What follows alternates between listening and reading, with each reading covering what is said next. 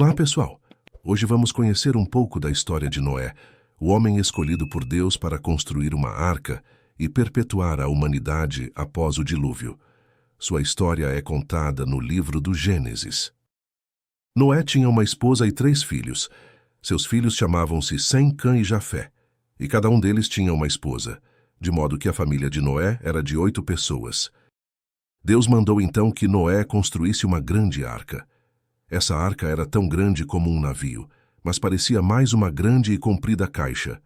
Faça a arca com 3 andares e com compartimentos, disse Deus. Esses compartimentos eram para Noé e sua família, os animais e para a comida para todos. Deus mandou Noé fazer a arca de modo a não entrar água. Deus disse: "Vou mandar um grande dilúvio de água e destruir todo o mundo. Quem não estiver na arca vai morrer." Noé e seus filhos obedeceram a Deus e começaram a construção. As outras pessoas apenas riram, continuaram, mas ninguém acreditou quando Noé contou o que Deus ia fazer. Levou tempo para construir a arca porque ela era muito grande.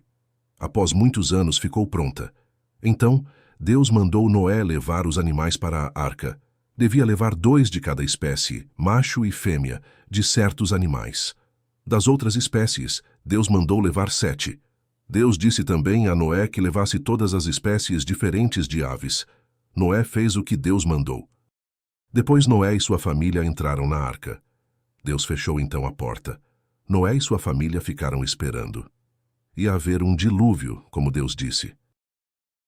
Lá fora da arca as pessoas cuidavam da sua vida, assim como antes. Não acreditavam que ia haver um dilúvio. Devem ter rido mais do que nunca. Mas logo pararam de rir. De repente começou a cair água. Caiu do céu como aguaceiro. Noé tinha razão, mas já era tarde para alguém mais entrar na arca. A porta havia sido bem fechada por Deus. Logo todo o solo ficou coberto de água. Ela se tornou como grandes rios. Derrubou árvores e rolou grandes pedras, e fez muito barulho. As pessoas ficaram com medo, subiram aos morros. Se tão somente tivessem escutado Noé e entrado na arca, enquanto a porta ainda estava aberta. Mas agora era tarde demais. A água subiu cada vez mais. Caiu do céu durante 40 dias e 40 noites. Subiu pelos montes, e logo as montanhas mais altas foram cobertas.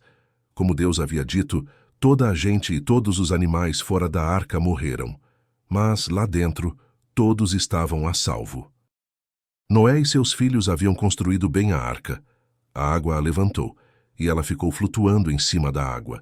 Então, um dia, a chuva parou e o sol começou a brilhar. Que espetáculo! Em toda a parte havia apenas um grande mar, e a única coisa visível era a arca flutuando por cima dele. Deus fez então que soprasse um vento, e as águas do dilúvio começaram a baixar. 5 meses depois, a arca pousou no cume de um monte. Passaram-se mais dias, e os dentro da arca puderam olhar para fora e ver os cumes dos montes, e as águas continuaram a baixar. Deus fez então que soprasse um vento, e as águas do dilúvio começaram a baixar.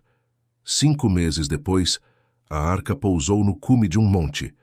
Passaram-se mais dias, e os dentro da arca puderam olhar para fora e ver os cumes dos montes, e as águas continuaram a baixar. Noé queria ver se a água já havia baixado na terra, por isso enviou então uma pomba.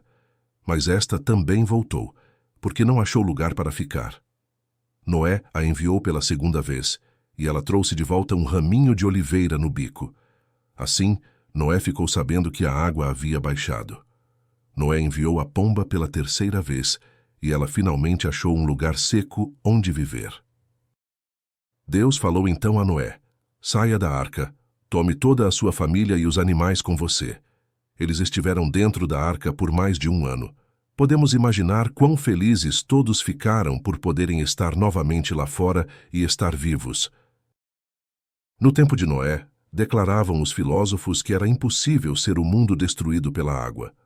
Assim, há hoje homens de ciência que se esforçam por provar que o mundo não pode ser destruído pelo fogo, ou seja, que isto seria incoerente com as leis da natureza. Mas o Deus da natureza, o autor e dirigente das leis da mesma natureza, pode fazer uso das obras de suas mãos para servirem ao seu propósito. Essa foi a nossa história de hoje. Se inscreva e ative as notificações para manter sua espiritualidade a cada dia.